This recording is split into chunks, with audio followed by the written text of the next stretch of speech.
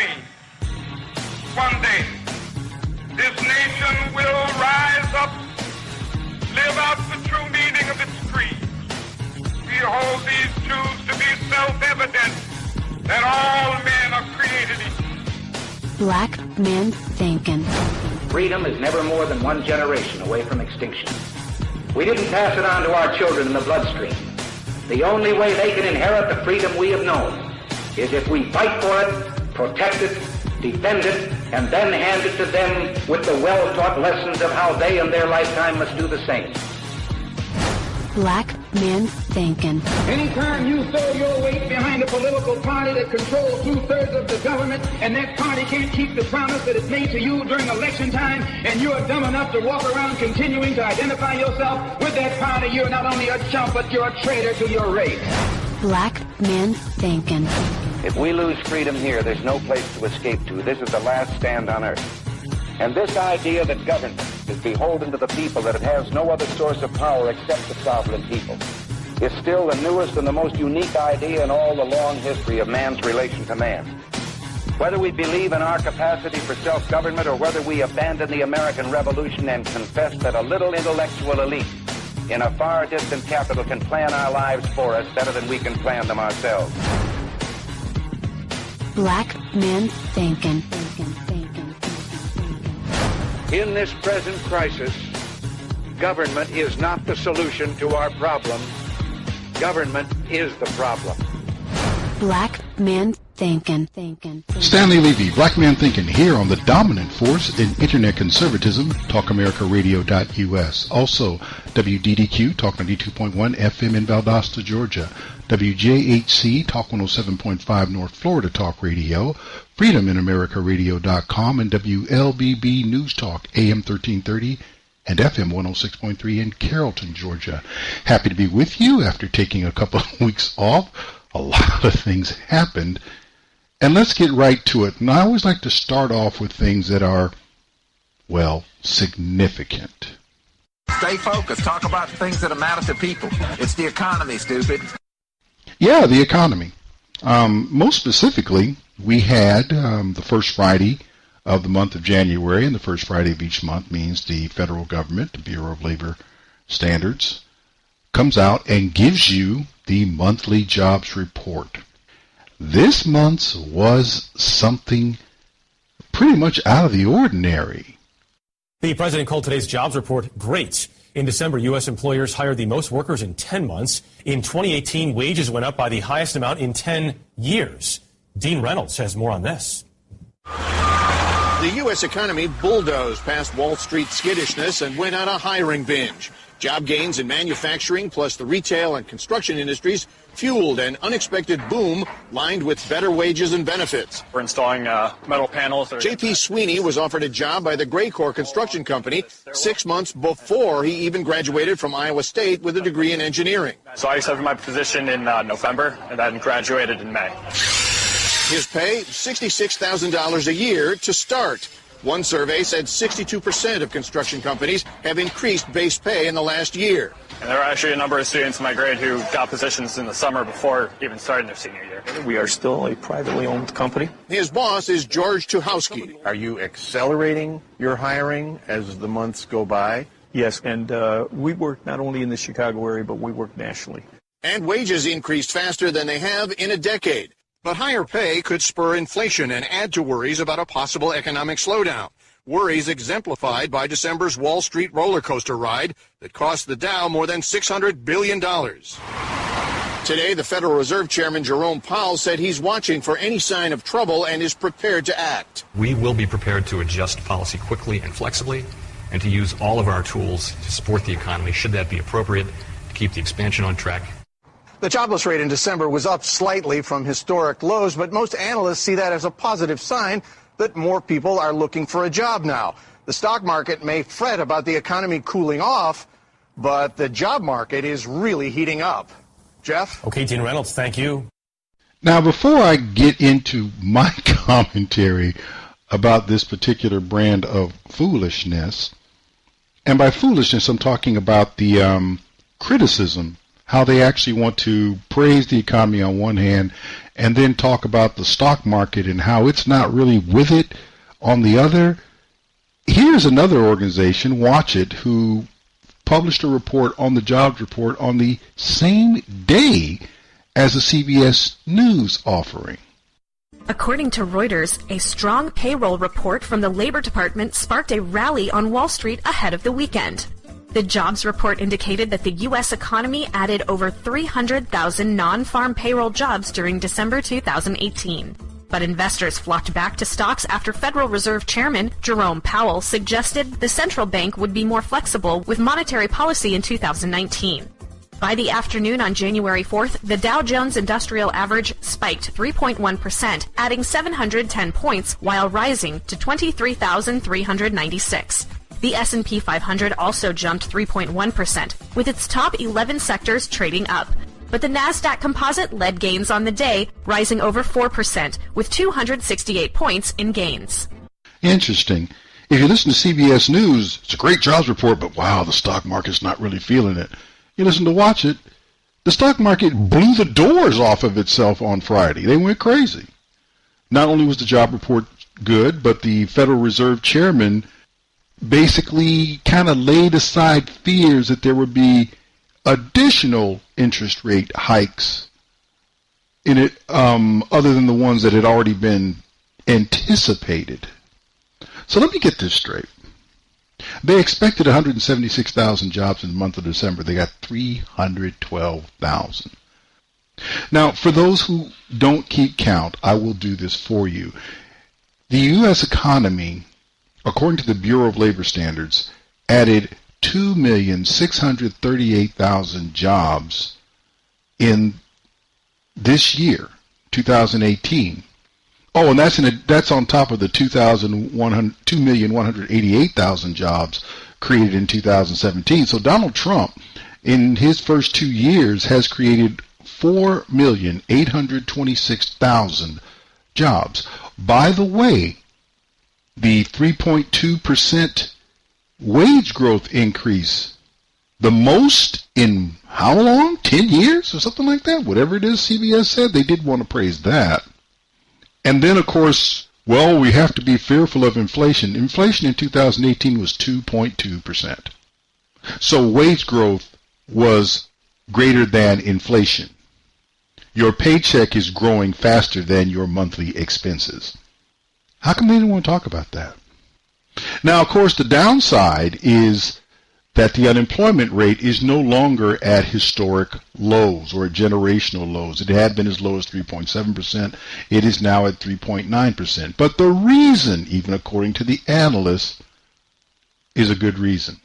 People are actually looking out there and seeing there's a bunch of jobs. So a lot of people who've been on the sidelines are flooding back in, and they're just in the transition period of getting into jobs. Remember, as recently as September of 2018, there were more job openings than job seekers. And you heard in the CBS News report, they're hiring people from college before they can graduate. Do you really think that there is a problem in the job market other than, I know they hate this, other than what Donald Trump, President Trump, has been saying? We need people. We want the immigrants to come in. We simply want them to come in legally. He has said it. We need the people. We have all these companies hiring, and we don't necessarily have enough people unless we can get good legal immigrants in to fill these jobs. How come we're not talking about that? Well, you already know the reason, but we're not talking about all this goodness. Isn't that amazing? Stocks are up. And the other thing that people are talking about to try to dampen this, well, you got to be worried about China. China needs to be worried about China. China's got some serious economic problems. Donald Trump is actually trying to help them with this fascinating invention of a trade war you guys are talking about. It is simply a trade negotiation. The largest trading partner China has is the United States. The United States is doing what every customer wants to do, which is get the best terms with their supplier. and they're doing it. And China's not at war. China is in, well, reform mode. They have revised more tariffs and lowered more tariffs than you can shake a stick at, not just with the United States, but with other countries as well. Donald Trump is actually not only helping the United States in his negotiations with China, he's trying to help China. Because if China goes south, it hurts the world, and they are not doing well. Why aren't we talking about this? Because it would actually mean that Donald Trump's campaign slogan is being realized throughout the country. Now, of course, the Americans do realize that they are making America great again. Donald Trump never said that he would. He said that we would. He is looking at the American people. We want to make America great again. When you're getting job offers before you can actually get out of college, remember, during the Obama years, you had people graduating with advanced degrees who couldn't find a job anywhere, let alone in their field. Now I have people getting job offers and accepting them before they even walk across the stage. Is that a problem? No. Is that goodness? Yes. And what about blacks? Are they being helped by this? Oh, heck yes. Are they ever going to recognize it? You do not understand the mentality of the Negro, and by that I mean the KNEE-GROW, Negro. They will never accept anything good if it means they have to do something to get it. You want to benefit from a low unemployment rate? You got to get off your behind and go to work. You can't sit up in the hood listening to hip-hop, blowing weed. Yeah. This is the great news that the press is choosing to ignore. This is also the great news that is likely to get Trump reelected. Understand that the Federal Reserve and others will be doing everything they can to undermine this economy. Now, what do you think interest rate hikes are going to do? And why would you even want to hike interest rates when inflation is 2.2% and wage growth is outstripping inflation? Why would you want to do that? But you have to remember, the Federal Reserve is not even part of the U.S. government. Don't ever get that twisted. And the Federal Reserve was put in place to control the economy. And the question is, for whom? But the American people are doing exactly what Donald Trump said they would if given the opportunity. They are making America great again. Stanley, Levy, Black Man Thinkin'. We'll be back right after this. Stanley Levy, Black Man Thinkin', here on the dominant force in internet conservatism, TalkAmericaRadio.us, also WDDQ, Talk 92.1 FM in Valdosta, Georgia, WJHC, Talk 107.5 North Florida Talk Radio, FreedomInAmericaRadio.com, and WLBB News Talk AM 1330 and FM 106.3 in Carrollton, Georgia. I'm just going to put this in the form of a question. Why care about federal government workers? Why are we concerned? So let's back up to this. Of course, we are experiencing a government shutdown. Of course, a government shutdown does not mean the government is not operating. What it primarily means is those parts of the government that are not necessary for serving the interests of the people are turned off. We're just not funding them. And that is a decision by Congress. Now, in this case, it affects about a little bit less than 20% of the federal workforce. 800,000 workers, federal government workers, are affected by the shutdown. Of that, 420,000 are being forced, I put air quotes around that, forced to work, meaning they're not being given the option, they're not being furloughed, they're being asked to come in. And of course, now there are reports that some workers, for example, in the TSA, are burning up their sick days so they don't have to come in and work. It's their prerogative. And then there's another 380,000. So you have the 420,000 are being forced to work, and then you have 280,000 others who are called non-essential. Stop. Why the heck am I paying anybody to be in the federal government if they're non-essential? Tell me what business makes it a habit to keep quote-unquote non-essentials on the payroll. 380, you're telling me out of a 4 million, for about 4.2 million person workforce, 380,000, a full 9% of the people that you are paying to be in your workforce, you don't believe that they're essential. Wow. Who does that, by the way? I don't know of anybody who does that. And when we're talking about pay, let's bear something in mind. The U.S. median household income in 2016 was $60,336. Latest figures I could find. The District of Columbia was $82,372. So we're talking about another 13% more than the average, just for being in D.C. Well, the cost of living is high. Okay. In Washington, the median household is $99,669, a full 60% higher than the median. And let's bear something else in mind. Anybody who's working for the federal government isn't doing a doggone thing for the economy. They're not helping pull the wagon. They are all riding. All their money is confiscated. All their salaries do not result from them producing goods or services for their fellow citizens. Their salaries are a result of being confiscated from fellow citizens. They produce nothing. But they're getting paid 60% more than the folks who actually go out and bust their hump every day? Really? I find that fascinating. Now, the other thing, or an other thing that is going on that I find just fascinating, as people are talking about, man, they're missing their checks. Y'all don't care about them. Well, you know what? These are the Democrats people primarily. If you guys care so much about these people, fund the wall. Put up the $5 billion, give these people their money, and move on. Fight Trump another day. Fight him on infrastructure. Fight him on something else. Go impeach him. Go ahead. You think you got the votes? Go for it. But don't sit there and try and put this on Trump when he's still seeking to negotiate with you. He's a better man than I am. I would have cut y'all off a long time ago and said, go hang. Not only is he negotiating with you, he's going through the PR stuff. He's had everybody in the White House say, you know what, we're taking a freeze. We're not increasing our salaries at all. That's not going to happen.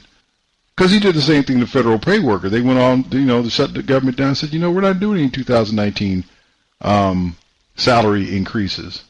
Let me help you out with something. Why should government workers who produce nothing get a salary increase? If you want a salary increase, get your behind out into the private sector and get all the money that the market will pay you. No one's gonna be upset with you about that. Get what you think you're worth. But go out and earn it. Don't sit up there and have somebody steal my money and give it to you and say, I ain't getting enough. I'm not hearing that. By the way, you do realize, though they're paid 60% more than the rest of us, see, if we get furloughed, those of us who aren't government workers, I've been part of the government, but so, miss me with all that nonsense. But when you get furloughed on your private sector job and you come back, what's the likelihood you're going to get the money that you missed from not coming to work? That's kind of the reason they furloughed you in the first place, so they didn't have to pay you. But it doesn't work that way in the government. Also, if someone forced you to work during a period of tough economic times in the private sector, you may or may not get some money. You may get your normal pay rate when it turns on. But last year, a federal judge ruled that those who were sitting out during the 2013 shutdown that happened under Obama, they were entitled to twice their pay. They were entitled to double back pay for having been quote-unquote forced to come in at that time. I would love to find somebody in the private sector who can get a deal like that. And remember, the private sector is the one that produces all this money that these people are using to begin with. So you're really going to have a hard time getting me to buy into any of this foolishness. Now, let's also remember, and I think I already mentioned it, but when this shutdown ends, whenever it ends, everybody who was on the federal payroll up until the point they left it or whenever, they're going to get every dime of pay they missed, including the people who didn't come to work. The furloughed government workers will get paid. This is a paid vacation. They just don't get the pay until the vacation is over. That's it. And again, the folks who were forced to work, they're going to get all their pay. Plus, if they follow that ruling that was handed down last year, they're going to get double their money. And you want me to feel sorry for these people? I don't feel anything for them. I don't care. Well, what about they can't pay their bills? Let me help you out with something. I've been in government. I've been through a government shutdown where the check was hard to come by. I was not a homeowner at the time. I had to rent. And guess what? My landlord had enough sense to understand that I wasn't trying to stiff him and that I was going to pay him. I had always paid my rent. I'd always paid my rent on time. He knew what was going on. And since I was nothing but a second lieutenant, he knew I didn't have any money. So what was in his best interest? To throw me out and try to find somebody who did what I did when I had my money? Or knowing that I was going to get all my pay back, stick with me so he could get all his money as soon as I got mine? This isn't even hard, folks. I have no sympathy for federal workers. None. They're going to be made whole. I have plenty of people who've been furloughed. I know plenty of people who've been quote-unquote furloughed or laid off or whatever you want to call it, put aside for a while, and they did not see a dime. If you really have a problem as a federal worker with not getting paid during the shutdown, remember, we just blew out. The job market is so hot that they are hiring people before they can even graduate college. The job market is so hot that we're created almost more than 2.5 million jobs last year, and wages went up 3.2% while inflation stayed low. If you don't like your government job, why don't you get out there in the private sector where they're hiring folks hand over fist? Oh, that's right, you like making 60% more than regular folks for doing less work, because we all know the reputation of the government worker, and they've earned it. Last point on this. You want me to feel bad for someone who is going to be made whole for every wrong being done them by the government shutdown. Tell me where the American citizen who, because the federal government did not protect U.S. sovereignty and they had to bury a loved one, where did they go to get made whole? What are you going to say to them that's going to make this all better? And if the answer is nothing, then I suggest you either sit home watching daytime TV till they call you back to work, or you continue to go to work until they decide to come up with some money so they can give you double for your trouble, or just resign your federal position and move on. And they're not going to do that either, because they get benefits paid for by the folks who don't have pension plans. They get benefits that you do not see, though you pay for them. I have sympathy for the folks who are with the president on standing firm on this shutdown until there is border security, because the lack of border security is causing people to die. A federal worker who's going to get all his money back when all this is over is not a sympathetic character in my book. If you want to make me feel better about federal workers, let's hear them pledge to pay some of the money that they're going to get back, particularly people who are being forced to work. I want them to say, you know what, I'm going to take my money, I'm going to give the money that they're going to give me over and above the double. I'm going to give that to the people who have been hurt because we did not secure the border. I want to give that to the people who have been hurt because we didn't deport people and keep them out of the country the way we're supposed to. I want them to know that I feel their pain because you're not really experiencing any. Stanley, Levy, Black Man Thinking. We'll be back right after this.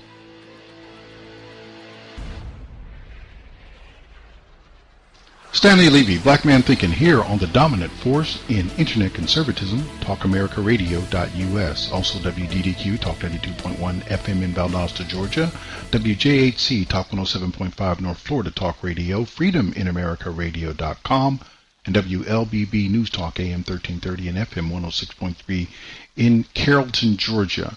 Well, the wall, which is the focal point for the current partial government shutdown, came into sharp focus on Friday during a Rose Garden press conference with Donald Trump.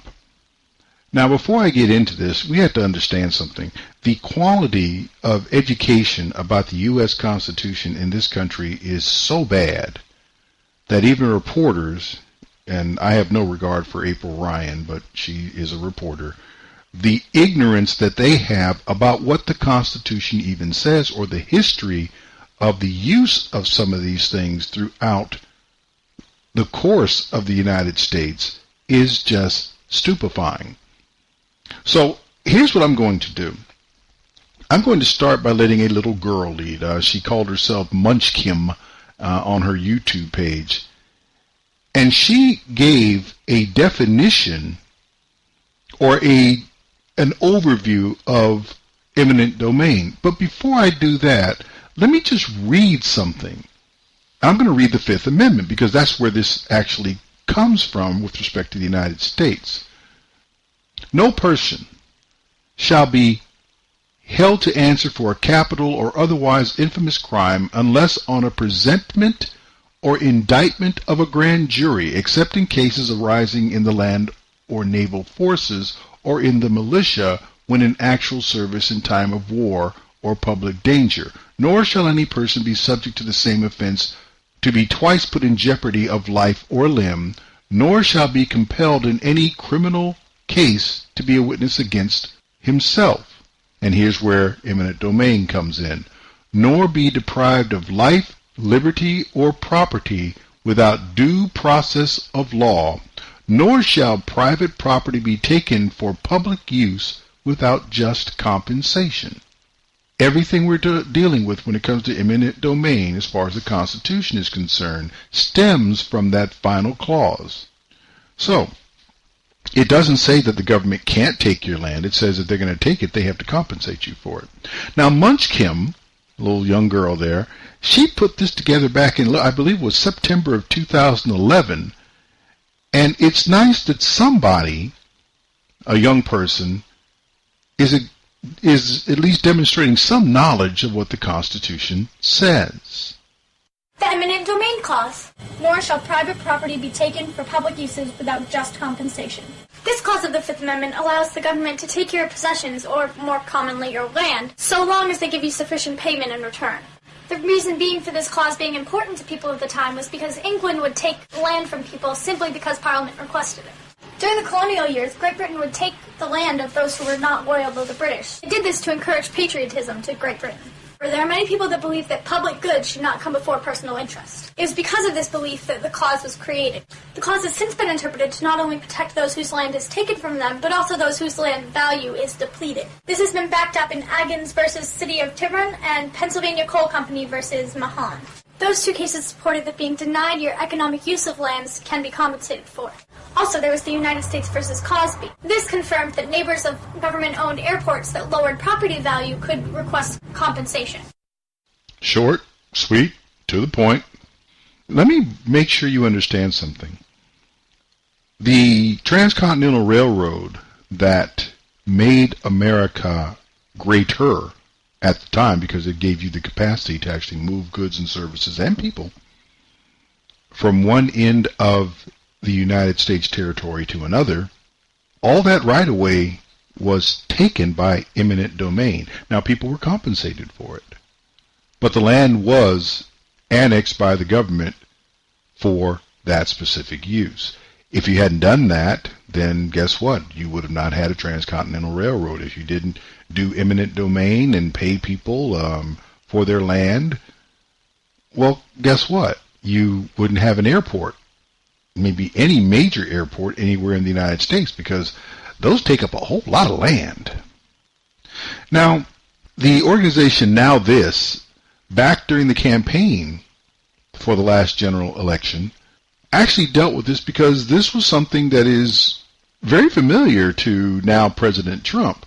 He had used eminent domain to benefit his private business, having the government go out and compensate people for land that he then used for private development. And of course, he's been criticized for that. Here's how Now This described what was going on back in October of 2015.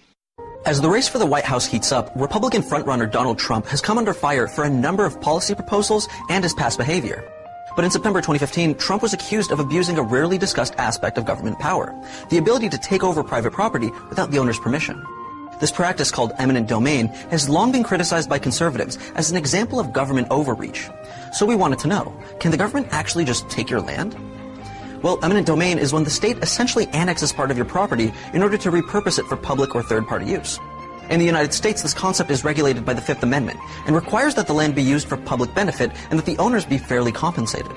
Still, despite being paid for the value of the land, owners are still required to give up the rights to it, whether they want to or not. Additionally, what constitutes public use has been considered overwhelmingly broad. Although most examples of eminent domain concern things like trying to build a highway over an existing neighborhood, there are also times when the repurposed use is actually private and commercial. In one 1954 case, homeowners in the District of Columbia saw their homes destroyed and the land given to private developers to build a shopping center and office buildings. In 2005, another property in Connecticut was taken over and sold for $1 a year to private developers in an attempt to increase city revenue. The following year, President George W. Bush issued an executive order prohibiting private parties from using eminent domain in order to make more money. Another big issue is with the payment in exchange for taken property. Although the Constitution says that there must be just compensation, what exactly qualifies as just? Currently, this is defined as the fair market value. However, problems arise when that value is extremely low, and it prevents those who are bought out from finding equally low-priced housing nearby.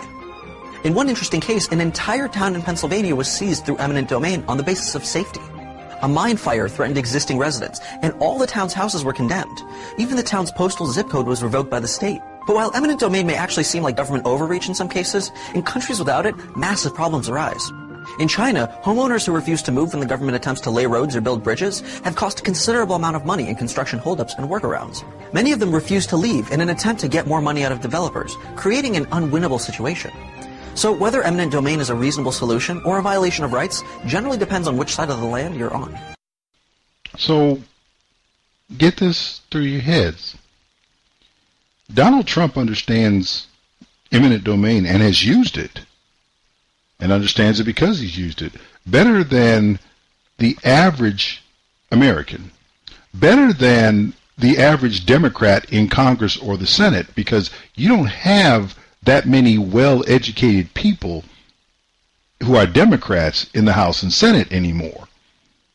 For example, if I go through the whole Clown Brown caucus, also known as the Congressional Black Caucus, how many people do you think I will encounter there who've dealt with eminent domain? If I go, I guarantee you Alexandria Ocasio-Cortez is unlikely to even be able to spell eminent domain. On the Republican side, I may find a few, but I doubt I have anybody, I doubt if I have an elected official in federal government who understands how eminent domain works better than Donald Trump. It's been part of his business. It's been part of how he's built things. And of course, it's going to be controversial because anytime you take land from somebody, that's not going to be received very well, particularly if it wasn't a matter of they sold it, but it was forced from them by eminent domain. But the Fifth Amendment does offer them protections. You had to get just compensation, which usually means market value. And if the government, for example, decides to do something that pushes the market value down so that you do not get fair economic compensation, then you have remedies for that, and that's been demonstrated in court. We don't have an issue here. Unless, of course, you're Donald Trump and you're using eminent domain to get hold of the land required to build a border wall. Which brings us to Friday at the White House in the Rose Garden. April Ryan actually was given credit by Donald Trump for asking a good question. And here is part of his response to that question dealing with eminent domain. As far as eminent domain, you're right, 100%. Eminent domain is very interesting. But without eminent domain, you wouldn't have any highways, you wouldn't have any schools, you wouldn't have any roadways. What we're doing with eminent domain is, in many cases, we'll make a deal up front, and we've already done that. The Secretary has done a lot of that. And if we can't make a deal, we take the land and we pay them through a court process, which goes actually fairly quickly. And we're generous. But we take the land. Otherwise, you could never build anything. If you didn't use eminent domain, you wouldn't have one highway in this country. You have to use eminent domain. It's actually something you don't want to use it, but if you're going to do a stretch, as an example, on pipelines and other things that go, you have to use eminent domain, otherwise you'd never be able to buy the land. If we had one person that wouldn't sell us out of hundreds, just one, it only takes one, then we wouldn't be able to build proper border security because we'd have that big opening that I was talking about. So what happens is some are paid up front, you make a deal up front, and we're willing to do that in all cases. And when they're unwilling to make a deal, which also happens, then you go to court. But in the meantime, we're able to build the border security. So I think it's a fair process. I think it's a process that's very necessary, but I think it's fair. So let's be clear about something. Unless we're actually taking land without compensating people, and so far I haven't heard or seen, read, or anything of that like of one story where people who are parting with land that a border wall might be built have been unfairly treated in an economic sense. I haven't seen that.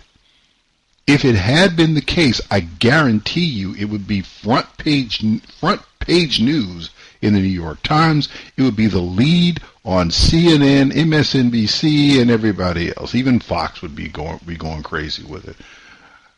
But we already have obtained a great amount of the land. Eminent domain is how you built just about every roadway, especially the interstate highway system in the United States. Do you want to give that back? It's how you have every airport, every major airport out of which you fly. Do you want to give those back? It's how you've built most of the schools and universities in the country. Do you want to give them back? Or is the only thing that you're concerned about is whether or not the United States would build a wall to protect its sovereignty? If that's your problem, I really can't help you. Stanley Levy, Black Man Thinkin'. We'll be back right after this.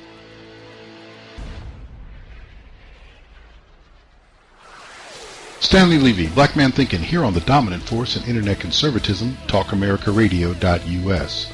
Also WDDQ, Talk 92.1 FM in Valdosta, Georgia, WJHC, Talk 107.5 North Florida Talk Radio, FreedomInAmericaRadio.com, and WLBB News Talk AM 1330 and FM 106.3 in Carrollton, Georgia. You know, one of the things that came across to me as being very strange is Elizabeth Warren actually stepping out there to say she wants to run for president. She knows she can't win. She knows she doesn't have a snowball's chance to win. So it got me to thinking, okay, what is this about? And I came to the conclusion that Elizabeth Warren is simply a Democrat candidate stalking horse. We just want to stick her out there to see just how toxic our left-wing positions are. And they're going to use her as a weather vane to try to see what they can moderate from. But let's go back to the 31st of December. I can give you a good idea as to why I think the way I do.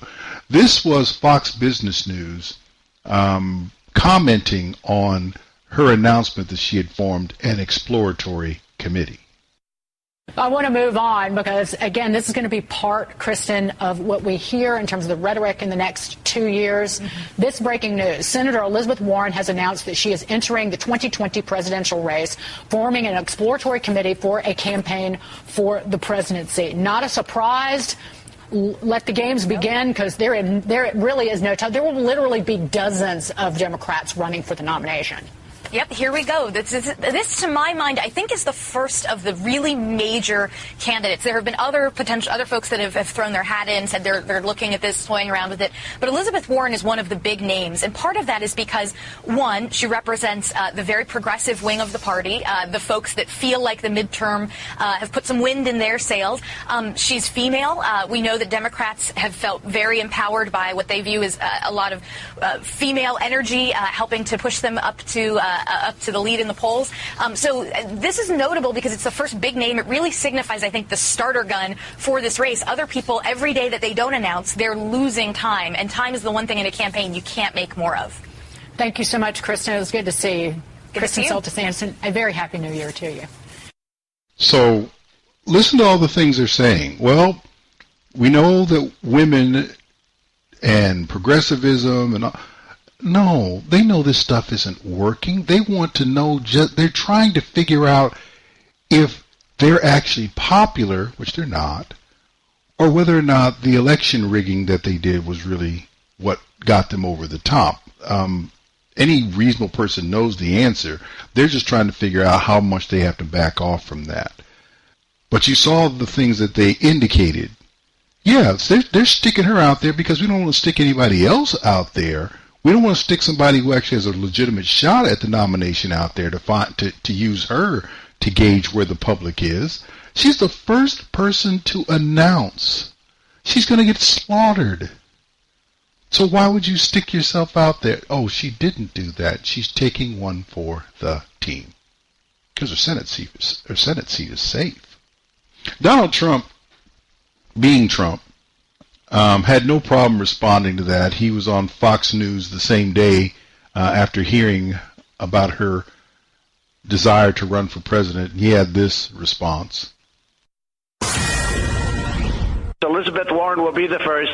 She did very badly in proving that she was of Indian heritage. That didn't work out too well. I think you have more than she does, and maybe I do too, and I have nothing. So, we'll see how she does. I wish her well. I hope she does well. I'd love to run against her. She says she's in the fight all the way, Mr. President. Do you really think she believes she can win? Well, that I don't know. You'd have to ask her psychiatrist. Boom. You have to ask her psychiatrist. Classic Trump there. Trump can deadpan cut somebody better than anyone else in American politics at the current time. None of that is the thing that really gets to me. I know she's a stalking horse. And one of the things that really proves that she's a stalking horse is how weak her popularity is when measured, and we do have measures. CNN brought in a gentleman named Enton. What's his name again? His name is Harry Enton. He's with CNN, and he talked a little bit at length about the challenges associated with Elizabeth Warren. You say Warren's best performance in the 2018 midterms was one of the weakest for a Democratic Senate candidate, even though she won by 24 points. Explain that. What stands out to you about those numbers? Well, the fact is Massachusetts is a very blue state.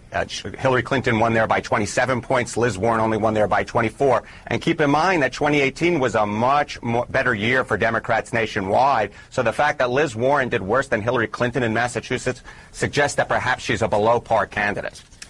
Let's talk about her, the CNN poll. The CNN poll from earlier this month showing that she is fairly low on the list of frontrunners in Democrats' choice for their nominee. You look at this full screen here. What does her home state polling tell us about a possible 2020 matchup? Yeah, so usually if you look at people's home state polling, you would in fact see that they are well out ahead. If you look at Joe Biden's polling in Delaware or Bernie Sanders' polling in Vermont, they both poll particularly well in their home states. But in Massachusetts, Liz Warren, when matched up against her opponents in a potential Democratic primary, she's actually polling third or fourth behind Biden and Sanders, which suggests something's quite wrong, right? Because if the people in your own home state, the Democrats in your own home state, are saying, maybe we prefer another Democrat, perhaps it says when other people nationwide are exposed to Liz Warren, they may not like her as much. Very interesting. All right, let's talk about the Boston Globe editorial page urging her not to run. Here's what they said. While Warren is an effective and impactful senator with an important voice nationally, she's become a divisive figure. A unifying voice is what the country needs now after the polarizing politics of Donald Trump. What does your polling say about this? Does it back it up? I think it does. I think Liz Warren perhaps should have run back in 2016. Her polling nationwide, her standing nationwide was a little bit higher. But obviously, if you look at the polling now, what you tend to see is that Liz Warren's favorable ratings are not that high among the general population. And of course, remember, winning a Democratic primary is just the first step in winning the presidency. You then have to go on and win a general election. And Liz Warren, her very liberal record, combined with the fact that Donald Trump has already gone after her, has made her a very divisive figure nationwide, at least in mind of the public. And so I think that's what that Globe editorial is getting at. So you say she's been a divisive figure. I mean, there was the back and forth with the president, with Donald Trump. Of course, the Pocahontas attacks that he launched at her. Then she did that DNA test that came out that she released. Do you think those attacks from the president have hurt her at all nationally? I think they have, and I think that if you speak with most Democrats, they would suggest that perhaps Liz Warren didn't get the upper hand of that particular battle. And I'm not sure it was a particularly smart move by her, especially in the lead up to the midterms when most Democrats wanted to keep their eyes on the president. He was able to go after her. But I should point out, of course, we still have more than a year to go until the Democratic primary, so it's possible that Senator Warren could in fact pick up steam and perhaps repair some of her standing. Let's get this straight. Elizabeth Warren isn't even popular in her own home state, and she knows that. The Democrats know that. Why would you put somebody out there first who has the least opportunity to win, even in her own home state? She comes in third in Massachusetts. The major newspaper in the state is saying don't run, and she is the first one out there. She's a stalking horse.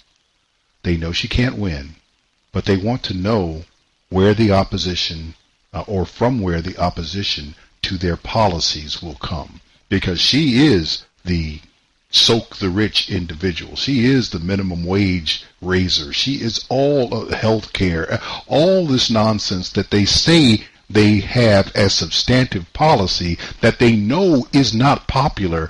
They want to find out how to fix it, and they do not want to expend any real political capital. Elizabeth Warren is toxic. She can't win anything on a national level, but she's safe as they come in the state of Massachusetts, even though Hillary outpolls her there. So just bear it in mind. This ain't real. It's not intended to be real. And the question is, what are they going to learn from this to help them bring up somebody else? Maybe it's going to be Spartacus, Mr. Booker. Maybe it's going to be Willie Brown's garden tool, Kamala Harris. Who knows? But they want to run another woman. They may trot out Hillary again because you can't hurt her anymore. But the only reason Elizabeth Warren is out there is for them to figure out where their weaknesses are. She's not going to even sniff the nomination. Stanley Levy, Black Man Thinking. We'll be back right after this.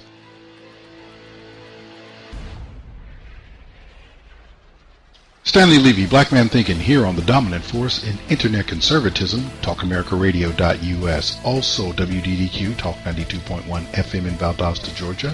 WJHC, Talk 107.5 North Florida Talk Radio. Freedom in AmericaRadio.com. And WLBB News Talk, AM 1330 and FM 106.3 in Carrollton, Georgia. Final segment of the first hour.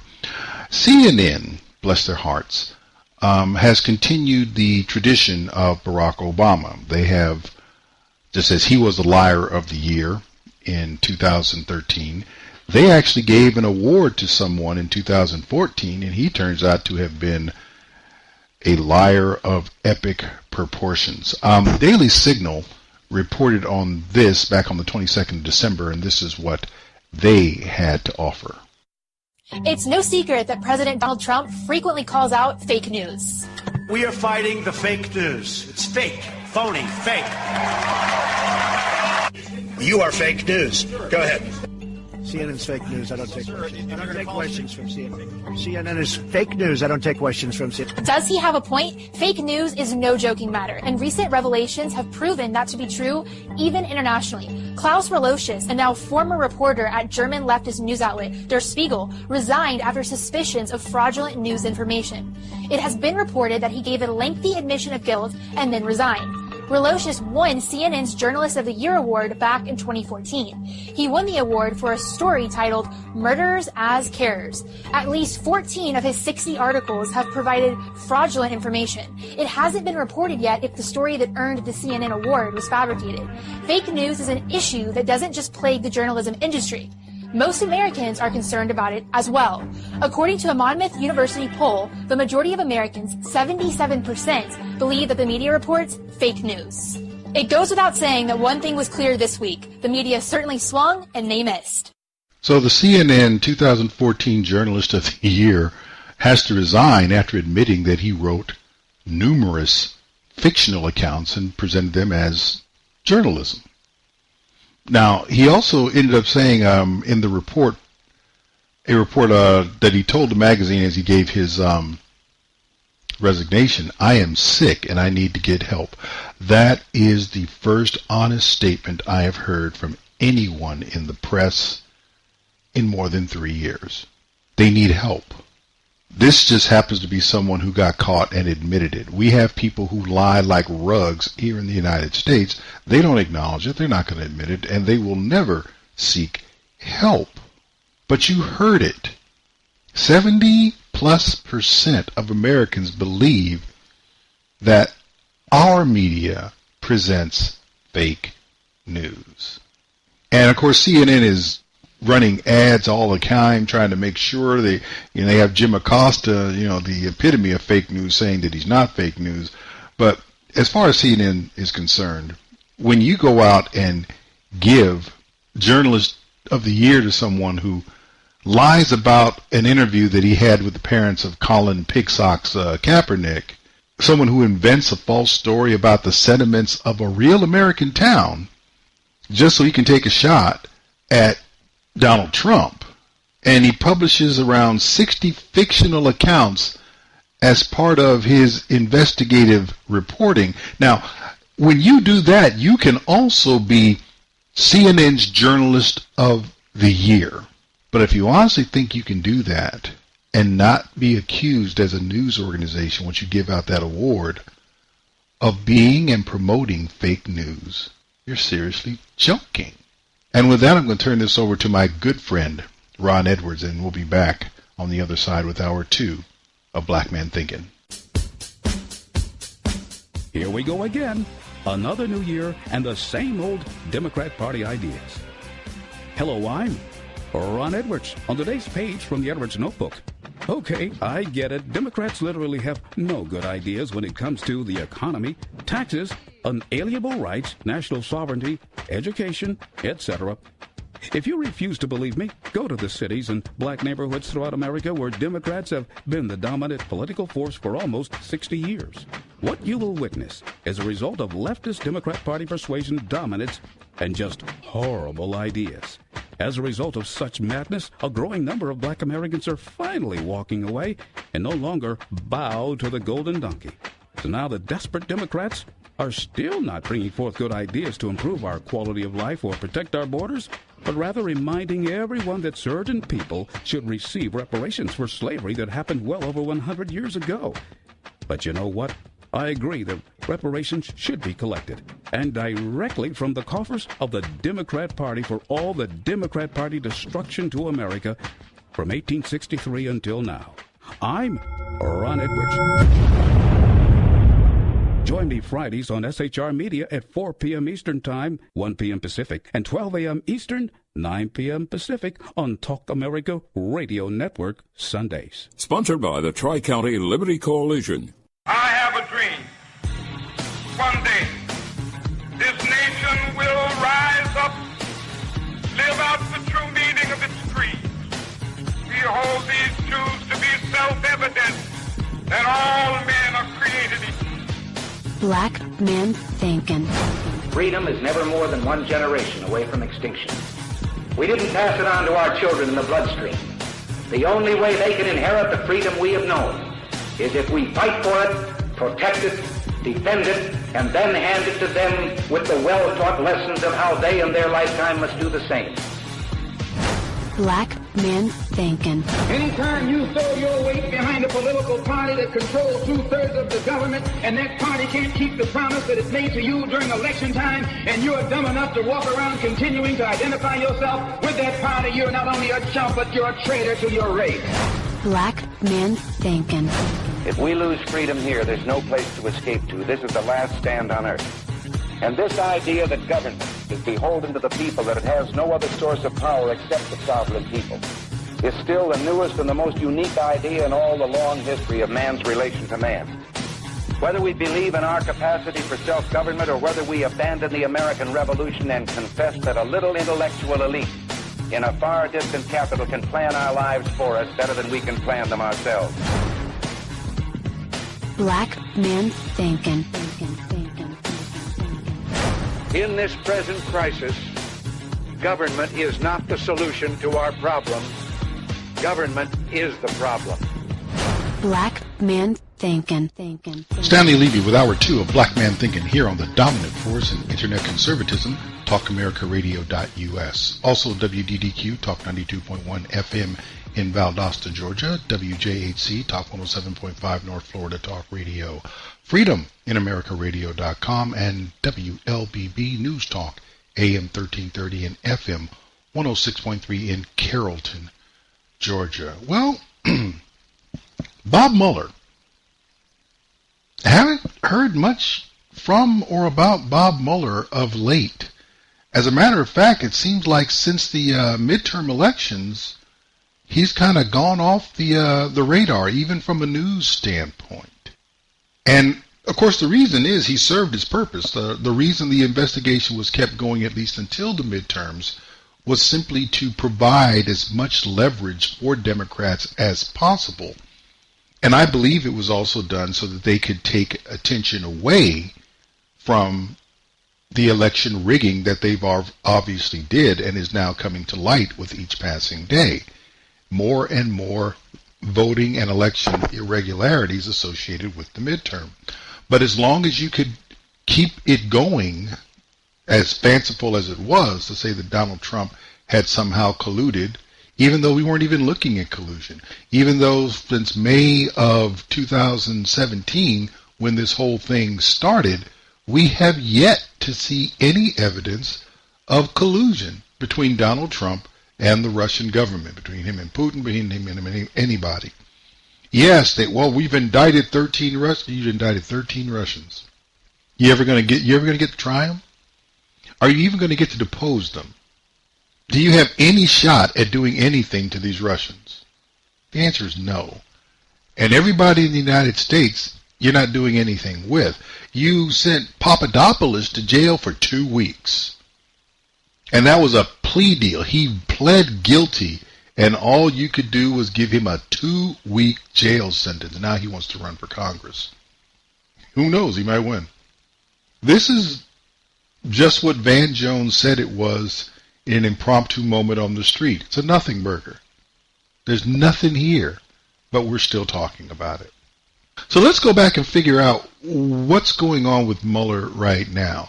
You might remember there was all kinds of speculation with respect to Rod Rosenstein, or Rosenstein, I'm not exactly sure how you pronounce his name, Deputy Attorney General. But something was interesting there. He was given a great deal of leeway simply because the Attorney General, Jeff Sessions, did something that he did not tell the president that he would. He recused himself from any involvement in the Russia investigation. And Donald Trump made it clear, had I known he was going to do that, I would have chosen somebody else for that role. But Donald Trump showed remarkable patience, it seems, going half his term without addressing that. Well, he did tweets. You know what? Talk's cheap. And all the talk in the world did not change the fact that Jeff Sessions had recused himself from involvement in that investigation.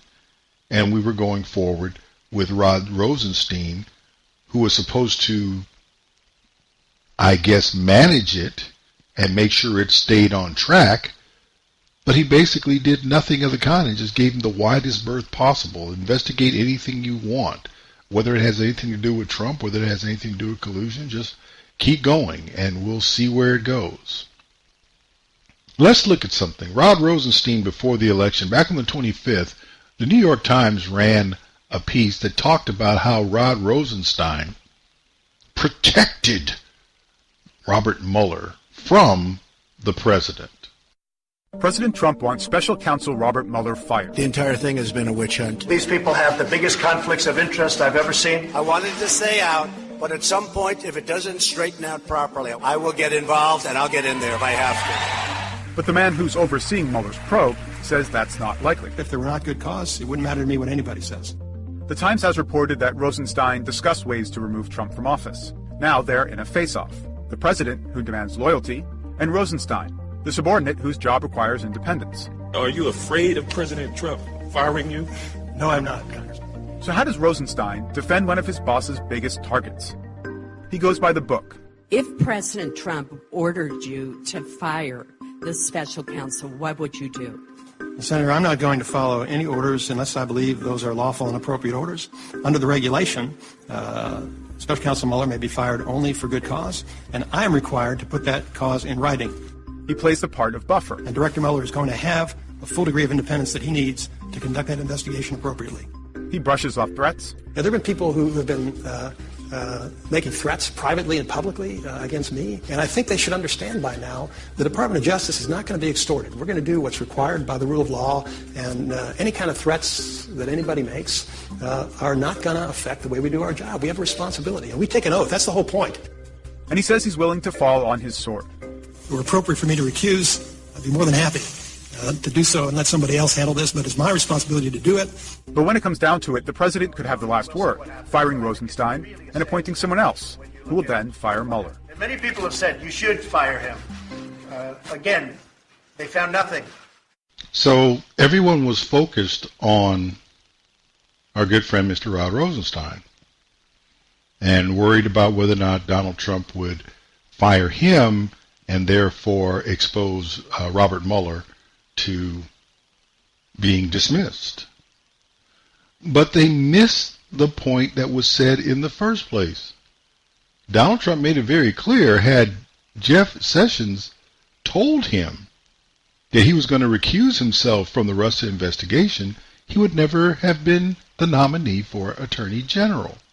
And immediately after the midterm, Jeff Sessions was removed. Now remember, the only reason Rod Rosenstein was in charge of the Mueller investigation was because because the Attorney General, Jeff Sessions, had recused himself, and therefore the responsibility fell to him. Once Jeff Sessions left, the new Attorney General was not necessarily subject to recusing himself from anything. And Donald Trump named an acting Attorney General. President Trump's new acting Attorney General, Matt Whitaker, has been a vocal critic of the Mueller investigation.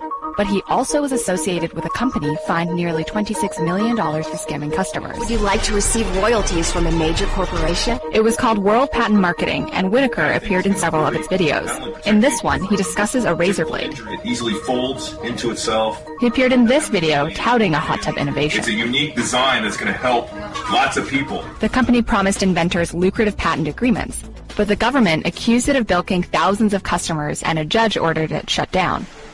Whitaker was most recently chief of staff for the fired Attorney General Jeff Sessions, and his past before that as an outspoken critic of the Russia investigation is also drawing scrutiny. There is no criminal obstruction of justice charge to be had here. He often appeared on news shows refuting various aspects of it. Here, he says one way to weaken the investigation would be to defund it. I could see a scenario where Jeff Sessions is replaced and that Attorney General doesn't fire Bob Mueller, but he just reduces his budget so low that his investigation grinds to almost a halt. He also said the scope of the investigation should be limited. If Bob Mueller does go beyond the 2016 election and get into Trump organization finances, I think that would be crossing a red line. Whitaker is a former college football player and a United States attorney from Iowa. He ran for Senate in 2014, but lost in the Republican primary. Because you can trust me to fight for Iowa.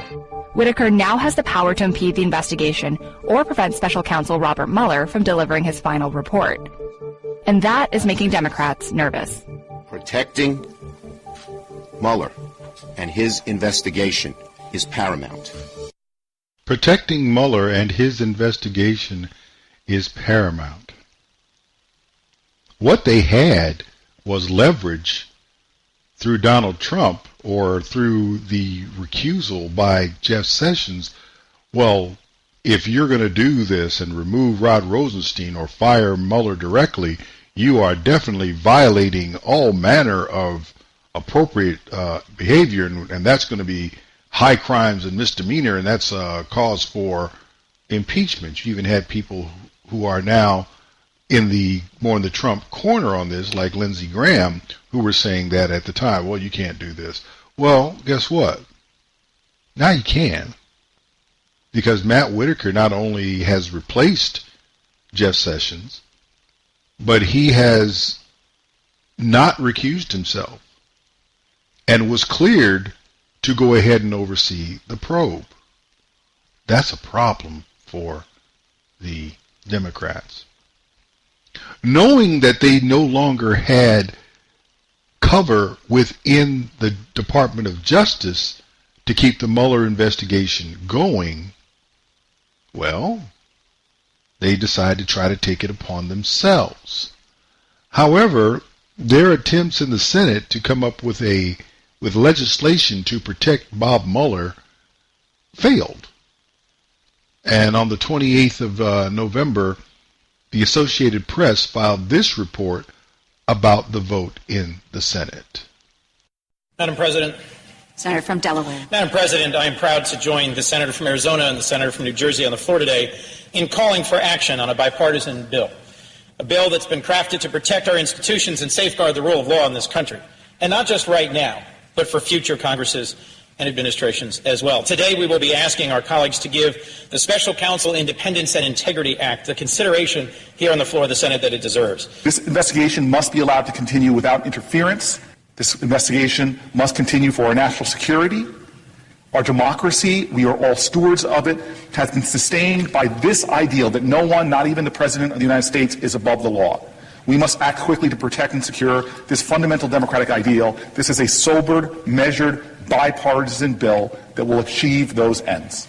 My colleagues have said that this legislation is not necessary. Some of my colleagues, as there hasn't been any indication that Mr. Mueller will be removed from office.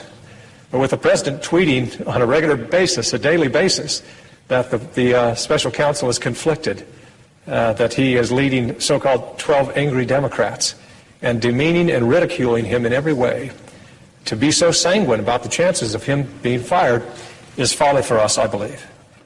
The separation of powers protect us. That doesn't mean we're going to agree with what every president in every administration always does. But as Justice Scalia explains, we cannot convert an office like this one, an office like the previously existing Office of Independent Counsel, without creating a de facto fourth branch of government, fundamentally undermining the principle of separation of powers that is so core to our liberty.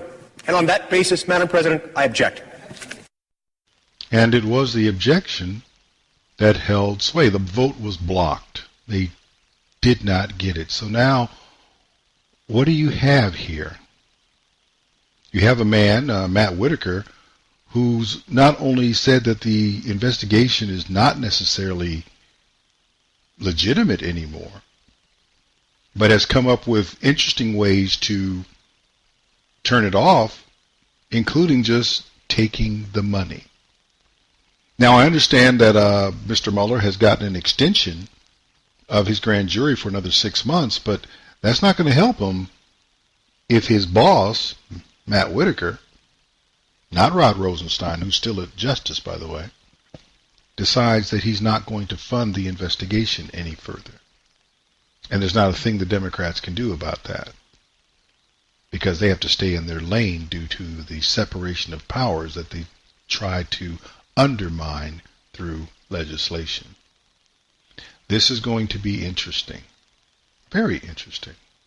Bob Mueller is on the clock, and he's been quiet because he knows if he says too much or does too much, he may trigger what he doesn't want and what the Democrats don't want to see happen. They want to see this go on as possible into the nominating conventions, even into the general election. They want to see if they can keep it going that long. I don't think it will anymore.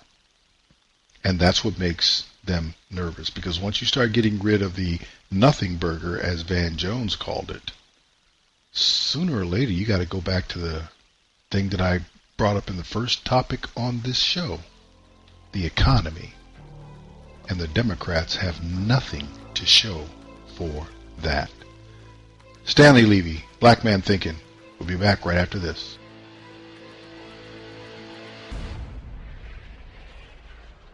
Stanley Levy, Black Man Thinkin', here on the dominant force in internet conservatism, TalkAmericaRadio.us. Also, WDDQ, Talk 92.1 FM in Valdosta, Georgia.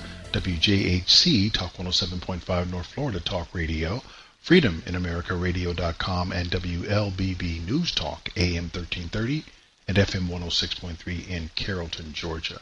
Well, the Women's March, the quote-unquote phenomenon that was sparked by the terrible reaction and resistance and negative feelings regarding the election of Donald Trump, had the big march the day after the inauguration, and they were pledging to continue this. Well, it's starting to come apart at the seams. And the interesting thing is, you really have to be a progressive or bought into serious foolishness to believe the excuses they're giving. For example, back on the day after Christmas, Chicago, home of Obama, came out and announced that they were no longer going to have a women's march, at least not in January. Well, Rob, the confusion stems from the reasons why Chicago March organizers have decided not to hold a third anniversary January March. Women's March Chicago says its decision, which it made months ago, has nothing to do with controversy surrounding the National Women's March organization. At the peak of the Me Too movement, 300,000 people turned out for last January's Women's March and rally in downtown Chicago. The momentum continued when 100,000 people showed up for October's March to the Polls event right before the midterm elections. The organization, Women's March Chicago, decided 2 marches is enough for 1 year, so it will not be holding a march during the movement's 3rd anniversary in January. Planning a march takes a lot of work, Sarah, a lot of work, and you want to do it right. And keep in mind, all of us are volunteers. Women's March Chicago President Jackie Algie says marches are also expensive, costing the self-funded organization about $150,000 per march. Algie says the decision has absolutely nothing to do with controversies surrounding organizers of the national group Women's March, Inc. While a Washington, D.C. march is planned for January 19th, leaders of the national group have been accused of anti-Semitism and having ties to Nation of Islam leader Louis Farrakhan. Algie says Women's March Chicago is independent of Women's March, Inc. We have no affiliation with Women's March, Inc. Our affiliation nationally is with March On. March On is the umbrella organization of local women's marches throughout the country. While Chicago will not hold a march in January, marches are planned in some suburbs and Illinois towns. For big organizations like Planned Parenthood that partner with Women's March Chicago, the decision to skip the January march will not slow down their cause. The conversations, the awareness, the marches, the letters to the editor, the people speaking out are all continuing to have an impact. Instead of a march, Women's March Chicago plans to hold a day of service on January 19th, encouraging all of its members and followers to give back on that day. January is the 3rd anniversary of the movement that was fueled by the election and inauguration of President Trump. But again, there will be the big march in Washington and other marches around the country and in this area as well. So let me get this straight. It's a lot of work. Was it a lot of work in 2017? Was it a lot of work in 2018? You managed to pull it together. We're all volunteers. Well, wait a minute. Weren't you volunteers in 2018 and weren't you volunteers in 2017? Oh, we're not associated with... Why are you not associated with the National Women's March organization? Why is that? And why are you making it clear that you're not associated with them, since they have ties to Farrakhan and anti-Semitism? Really? It sounds like your movement is running out of steam more than anything else. People just don't want to be in it. There's no longer any real interest. Well, we've already had 2 marches during the year, so we're going to skip the anniversary because you already had 2 marches? Oh, wow. Okay. If you're buying that one, okay. Well, about a little less than a week later, on New Year's Day, if you went south of Chicago by a couple of states, you wound up in Tulsa, Oklahoma. And gee whiz, they canceled their Women's March celebration for January as well. The Women's March was a worldwide protest on January 21st, 2017, the day after President Trump was inaugurated. Bring people together in a large group. It's really exciting. You feel like you're not alone. Women's rights! The march was held here in Tulsa after an organizer's post of the idea spread like wildfire. Very spontaneous. We didn't have speakers planned. We had an open mic. And we will do more. The nearly 2,000 supporters in 2017 almost doubled in January of 2018. But organizers say planning the large event isn't easy. It's very stressful because there's so many moving parts. There's raising money, looking at what the message is. Nancy Moran, who helped with the last 2 marches, says many of the organizers were involved in other movements and they had trouble finding the time to plan a march for 2019. You hit November 8th, the election's here. Next thing you know, you got Thanksgiving and Christmas, and finding time to meet is very difficult. For the past 2 years, the crowd grew here at the Guthrie Green, and while there's no solid plan for a women's march this year, organizers hope new people step up and create events to support women and the community. I'm hoping that other people decide, I have something to offer. I've got a great idea. Organizers say this movement is not about coming together for one day, but being active in the community year-round. In Tulsa, Lorraine Callender, 2 Works for You. So let me get this straight. So in 2017, when you did this in January, was there not a Christmas and a Thanksgiving that preceded it? And didn't they just jump on you about the same speed as Thanksgiving and Christmas in 2018? So all of a sudden, 2019, these things are running pretty close together. Really? No, that's not the reason. Everybody's got other things that they've gotten involved. I see. And I'm hoping for other people to step up. Again, you're not interested in this. You had a hot button. You had a hot flash. I'm sorry, ladies, but you had a hot flash. And now the hormone imbalance has gone away. And you realize this ain't what it's cracked up to be. It's not worth the effort. Because it was worth the effort, you do it. You did it for 2 years, and now you've even gone through the midterm, and you won the midterm, and I'm not really feeling it anymore. No, because you never were feeling it. You had your outrage, and once your outrage went away, plus the fact that the country did not fall apart the way you thought it was going to fall apart, people are working, and you start talking about places like Chicago where jobs are needed. You talk about places like Tulsa where jobs are needed. You just saw a report. You've seen jobs reports, and Donald Trump is knocking it out of the park. His policies on the economy are knocking it out of the park for working class Americans because they now have more job opportunities than there are of them, which means they get to pick and choose. So Donald Trump, the guy that you came against, is now running you out of business because he's taking away from you any enthusiasm by simply going above your standard, going above what you thought he could do. The funny one, though, happened in Humboldt County, and on December 31st, RT ran this story on that one. march by a women's group in California has been cancelled by organisers over concerns that it's going to be too white. Up to this point, the participants have been overwhelmingly white, lacking representation from several perspectives in our community. Instead of pushing forward with crucial voices absent, the organising team will take time for more outreach. Well, some members clearly weren't satisfied with the cancellation, pointing out that more than 70% of the population in the area happens to be white. Others say the organisers failed to encourage diversity. The Women's March, which has been held worldwide since 2017, has been accused of lacking voices from minority groups and also of anti-Semitism.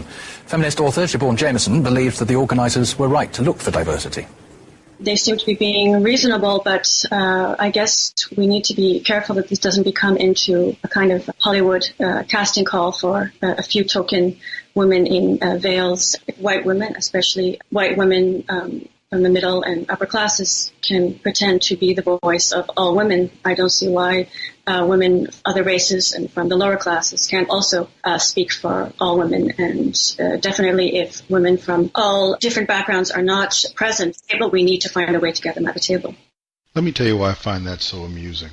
So let me get back to that last statement. Well, the local organizers and Newsweek actually picked up this quote. That's kind of where I found it. They're continuing to meet and discuss how to broaden representation in the organizing committee to create an event that represents and supports people who live here in Humboldt. This is Humboldt County, California. Up to this point, the participants have been overwhelmingly white, lacking representation from several perspectives in our community. Let me help you out, folks. According to the U.S. Census Bureau, Humboldt County, California is 50.2% female and, wait for it, 83.5% Caucasian, 1.4% black, 2.9% Asian, 6.3% Indian or Alaska Native. You get my drift. I don't want to frighten you, but in case you didn't know, Humboldt County, California is white on top of white, coming around white, jumping through white. It is where chalk goes to blend in. How are you going to have a women's march in one of the whitest places in America and then be upset when Becky wants to show up? You can't swing a dead cat in Humboldt County without putting some white woman into concussion protocol. But you think you can have a women's march and force some diversity? It wasn't about diversity. They didn't want this thing. The radical leftist women are finding themselves on an island that nobody else wants to be on. It's falling apart, which is a good thing, by the way. Stanley Levy, Black Man Thinkin', will be back right after this.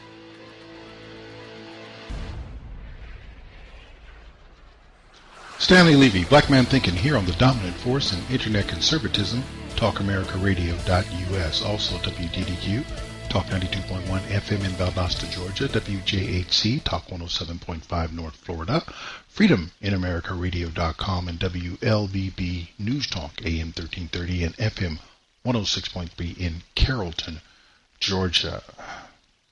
Well, the trouble with Mia Love, it really comes down to this, basically. Mia Love has been exposed. The Washington Post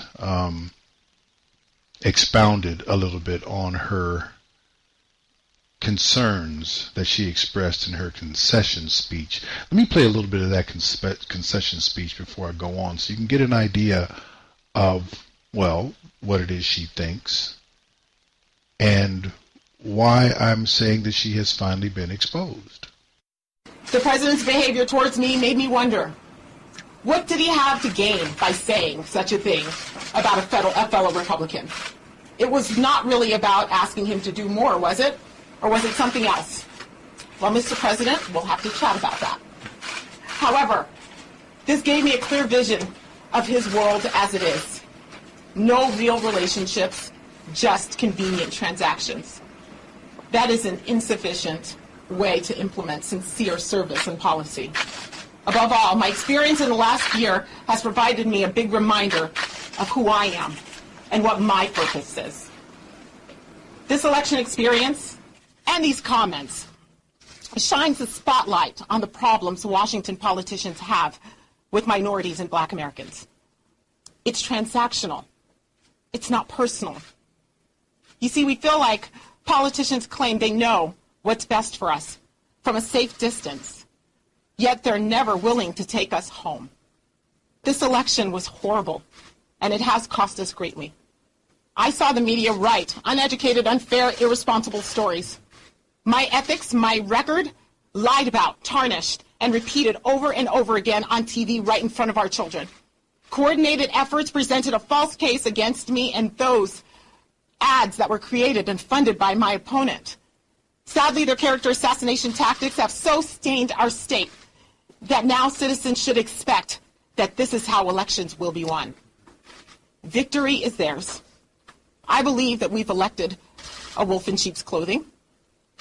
But the question remains, at what cost to the people of Utah? Good news is, I'm not going away. But now, I am unleashed, I am untethered, and I am unshackled. And I can say exactly what's on my mind. Wow. So, did that sound like a Republican or a Democrat?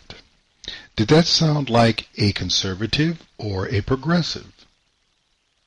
Let's just focus on the second question, because those are the words of a progressive. That government needs to be about relationships. No. Making government about relationships is a way to basically inculcate government into every aspect of one's life, and that's not the purpose of government according to the founding fathers. The founders said very clearly in the only founding document of the United States, which is the Declaration of Independence, government exists to secure rights, deriving their just powers from the consent, not the relationship with, but the consent of the governed. This is what we want you to do. Do that. That means it is transactional. The transaction is the people say and the government performs. I don't want the government to take me home. I want the government to leave me to my home, that I might run it as I see fit, and that they protect my ability to do just that. It is a transaction. She says that they lied about her record. I'm trying to remember the last American politician, either during a campaign or after a losing campaign, who did not claim that their record was lied about. Whether or not it is true, I'm not saying that people in politics don't lie. But when has that not been the case? And she's actually trying to get people to go into, there's an op-ed that she wrote that appeared in, of all places, the Washington Post. If that doesn't tell you who and what she is, I don't know what else would. She's a progressive. She made it very clear that she's a progressive. Why did Donald Trump say that about me? Well, he said you didn't show him any love. Did you? You distance yourself from him policy-wise, even though he carried the state of Utah. And his policies do not harm Utah in any way. They tend to benefit Utah. Why would you distance yourself? Oh, because you don't agree with his policies, though your constituents do agree with his policies. And as a result, they didn't see much difference between you and the person against whom you ran. And since you seem to be the one changing, they took the other guy. You have to understand, at the end of the day, I don't trust female people of color. I don't trust black women in politics. If I see a black female who is either an office holder or seeking political office, I have one experience almost universally. She's a progressive. Mia Love managed to disguise it for a while. She was married to a white man in a Republican family and all this other good stuff. And she talked about people taking folks home. Are you trying to say your white husband didn't take you home? Didn't take you home to his parents? Didn't make a home with you? I mean, what is that? Are you trying to say that you want 2 congressional elections in Utah and nobody broke bread with you who was not black? I mean, there aren't that many black people in Utah, relatively speaking. So if you were fellowshipping with anyone, there had to be some white folks involved. Are you trying to say they hated you? Then why would they choose you in consecutive elections? Why would they do that? But you made it about identity politics. Well, women and minorities women and minorities don't need to. Let me help you out. You want to treat America as though it's about comforting someone's ideological opponents as a means of convincing them to agree with you. That's not what America is about. Never has been. And as a Haitian immigrant, one would think that you would have the opportunity to understand that, but obviously you don't. America is about attracting and even hoarding those in the world who qualify, as the poem goes, you're tired, you're poor, you're huddled masses yearning to breathe free. And what is freedom? Freedom is not a guarantee of acceptance or an invitation home. It's a promise of tolerance. I'm going to leave you to do your thing. Freedom is not a guarantee to help, but it's a pledge not to hinder. I may not understand what you're doing, but I'm not going to get in the way. It is not a guarantee of success, but it's a guardian of opportunity. Just because I don't want you to succeed, I'm not going to take away your opportunity to try. And freedom is no respecter of person, but it is one that magnifies achievements. No one delivers freedom to you, Mrs. Love. No one says that because you're free, you're not going to be spoken against, that you're not going to be lied on, that you're not going to be opposed. That comes with freedom because everybody else has freedom as well. But if you're going to take advantage of freedom, you can't have it delivered to you like a pizza. You must go avail yourself of it and pay the cost. And the cost may be higher than what many are willing to pay. All it took in your case was a bit of adversity. You lost an election. You lost an election after serving 2 terms in Congress, when the re-elect rate for Congress is over 90%. You changed. It's as simple as that. You've been there for 2 terms. What lie could anybody tell about you? They didn't. You're trying to say after 2 terms they didn't know you? Yeah, they did, and you changed. And now, of course, as you said, you're free to speak your mind, and your mind sounds exceedingly liberal. You should have lost. I'm glad you lost. The only thing left for you to do is switch parties so that you can come back. Since you said you're not going anywhere, you can hang around as a Democrat, because that's exactly how you sound. Stanley Levy, Black Man Thinkin', will be back right after this.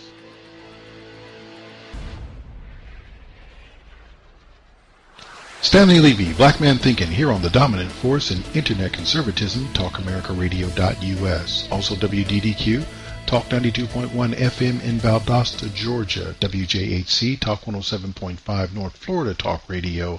FreedomInAmericaRadio.com. And WLBB News Talk, AM 1330 and FM 106.3 in Carrollton, Georgia. Final segment of the show. I'm actually going to talk about 2 things. One is this fake outrage that people are showing with respect to R. Kelly, the singer. I consider him a hip-hop artist, but that doesn't mean I'm correct. I don't listen to his music. I never really have. I'm aware of his music, but I'm not a fan. I don't own any of his recordings. Because to be honest with you, if you're not dead, I probably never liked your music. That's just, I'm very old school. So when it comes to music. Nevertheless, We now have a televised special where people are going into all the perversion that R. Kelly has been doing. And I find it fascinating that they're doing this because R. Kelly has been a sexual predator since 1994. His sexual issues and domination of women, making and raising and grooming sex slaves and etc. so on, this goes back into the prior century. The other thing is that everyone knew about it. This is not new information.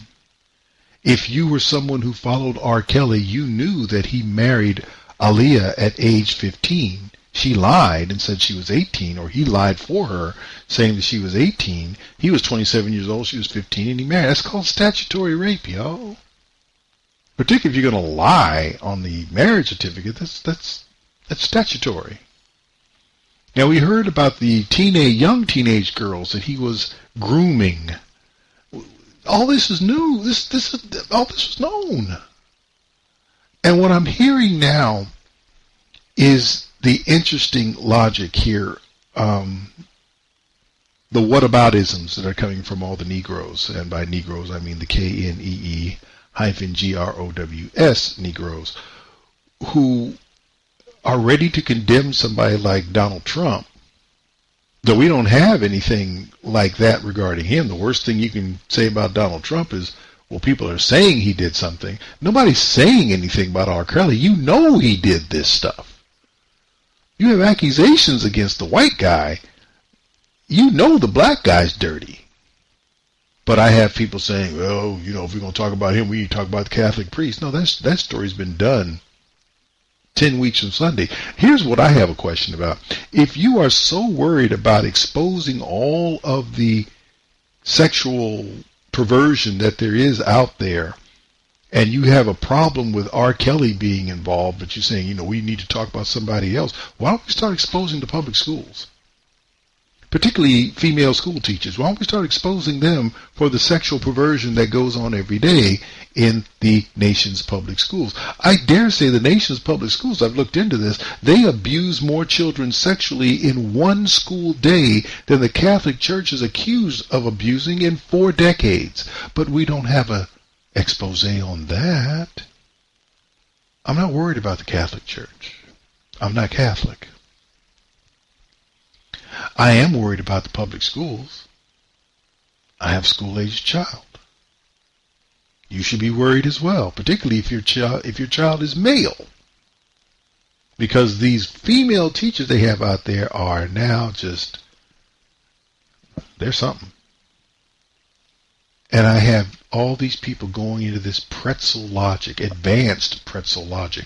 Well, you can still like his music. Why would I like his music? Why would I listen to the music of someone who I know is a sexual predator? Why would I do that? Why would I try to redeem him in any way, shape, or form? If that's the case, everybody who threw away a Bill Cosby record is a hypocrite. I am just amazed at this. For the people who say they are outraged, I'm like, really? Are you trying to say you're surprised? Are you one of the 2 people on the planet who didn't know? And the other one lived under a rock? What are you trying to tell me? And now you're outraged? You weren't outraged when he married a 15-year-old girl? You weren't outraged when he was grooming 13-year-olds? You weren't outraged then? When he urinated on some woman? For sexual gratification? You weren't outraged then? And now you want to try to say he needs Jesus. No, he needs Jesus. Wow.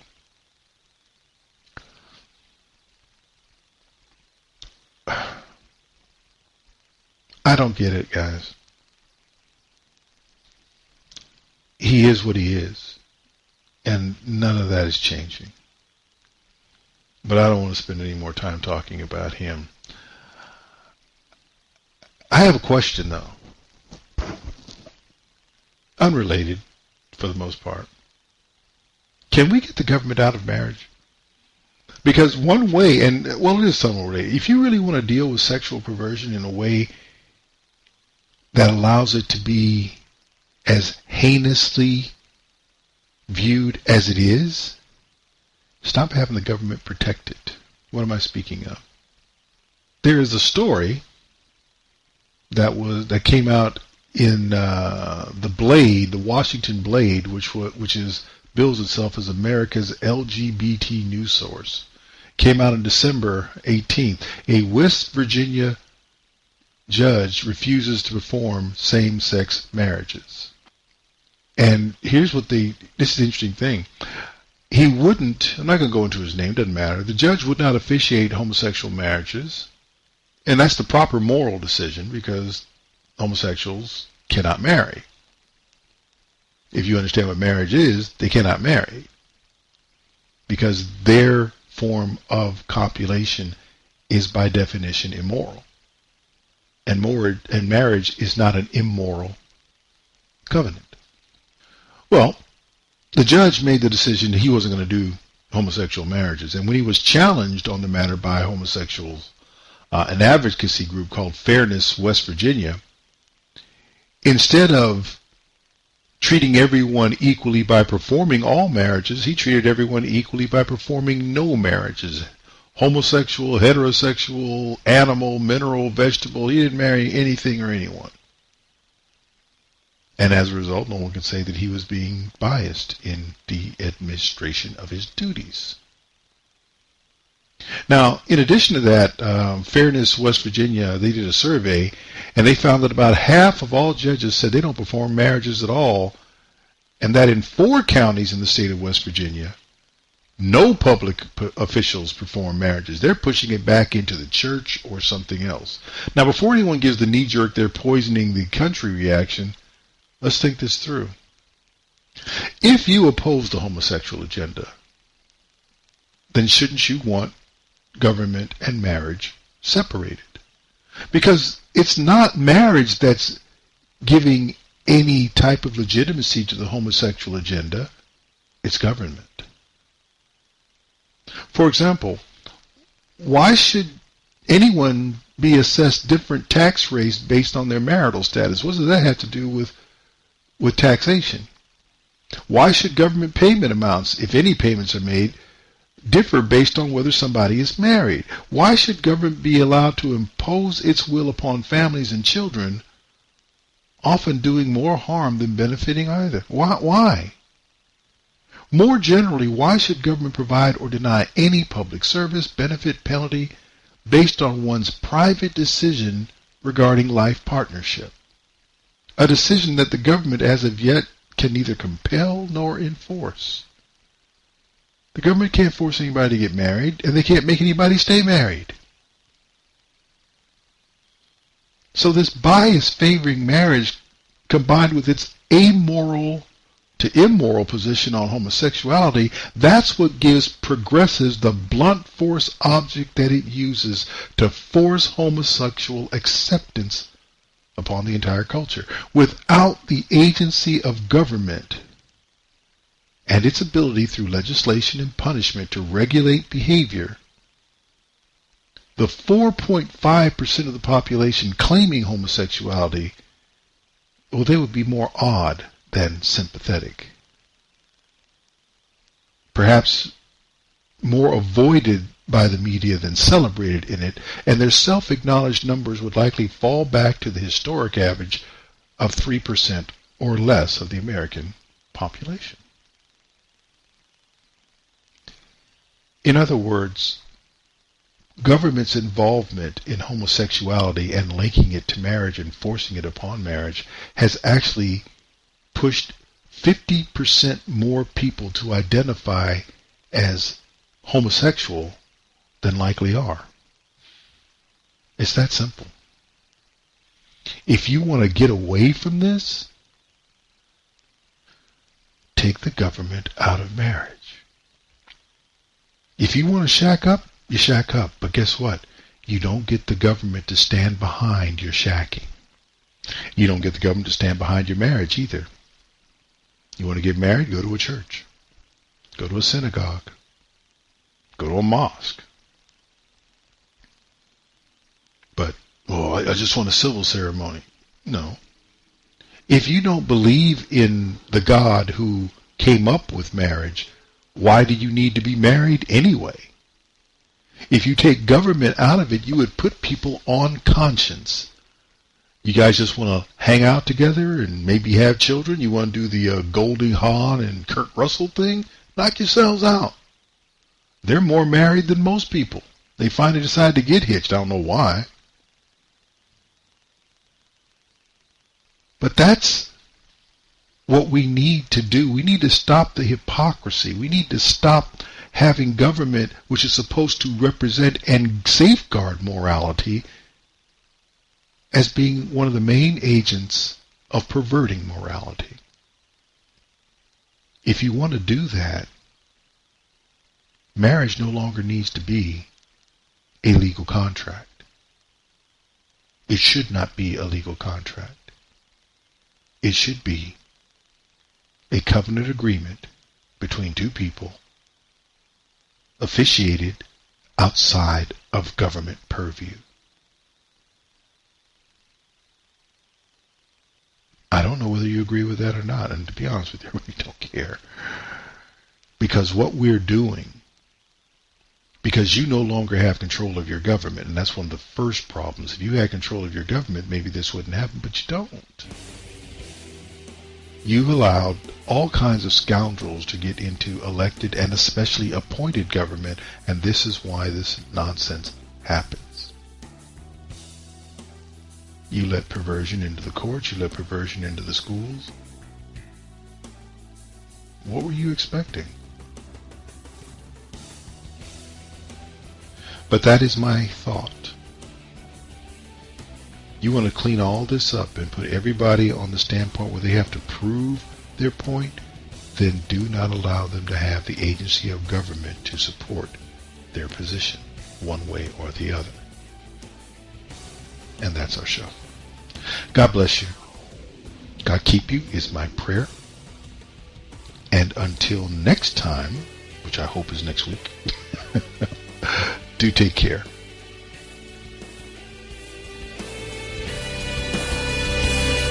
You've been listening to Black Man Thinkin' with your host, Stan Levy. Join Stan midnight to 2 a.m. That's late Monday night into early Tuesday morning. And find him on the web at Black Man Thinkin' without the G. That's blackmanthinkin.com.